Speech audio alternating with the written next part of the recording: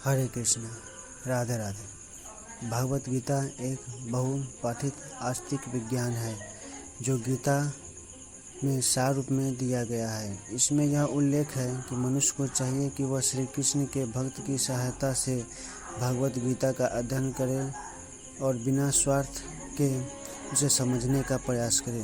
अर्जुन ने जिस प्रकार से साक्षात भगवान श्री कृष्ण से गीता सुनी और उसका उपदेश ग्रहण किया, इस प्रकार की स्पष्ट अनुभूति का उदाहरण भगवत गीता में ही है।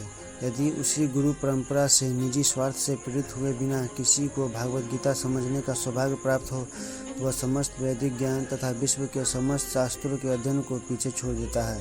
पाठक को भगवत गीता में न केवल अन्य शास्त्रों की सारी बातें मिलेंगी, अपितु ऐसी बातें भी मिलेंगी जो अन्यत्र कहीं उपलब्ध नहीं है। यही गीता का विशिष्ट मानदंड है। भगवान श्री कृष्ण द्वारा साक्षात उच्चारित होने के कारण यह पूर्ण आस्तिक विज्ञान है। चलिए वीडियो स्टार्ट करते हैं। धर्म क्षेत्र कुरुक्षेत्र के युद्ध स्थल में सैन्य निरीक्षण के दौरान पहला अध्याय का फर्स्ट श्लोक। धृतराष्ट्र वाचः धर्मक्षेत्रे कुरुक्षेत्रे समवेताः युत्सवः मामकाः पांडवाः च एव अकुर्वतः संजय।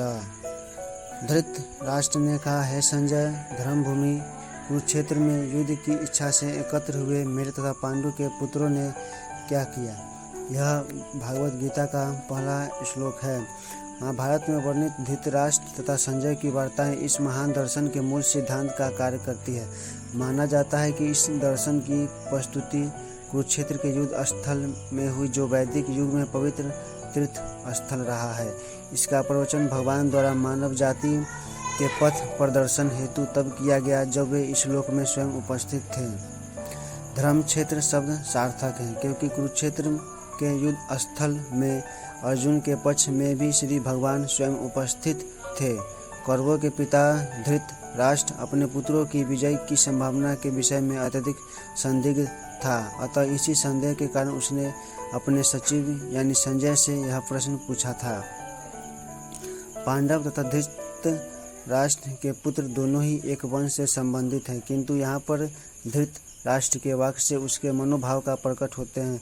उसने जानबूझकर अपने पुत्रों पर धृतराष्ट्र के वाक्य से उसके मनोभाव प्रकट होते हैं। उसने जानबूझकर अपने पुत्रों को कुरु कहा और पांडवों के पुत्रों के वंश को उत्तराधिकार से विलग कर दिया।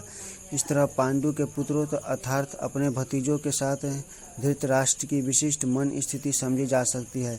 जिस प्रकार धान के खेत से अवांछित पौधों को उखाड़ दिया जाता है, उसी प्रकार इस कथा के आरंभ से ही ऐसी आशा की जाती है, जहाँ धर्म के पिता श्री कृष्ण उपस्थित हो, वहाँ कुरुक्षेत्र रूपी खेत में दुर्योधन आदि धृतराष्ट्र के पुत्र रूपी अवांछित पौधों को समूल नष्ट करके युधिष्ठिर आदि नितांत धार्मिक पुरुषों की स्थापना की जाएगी।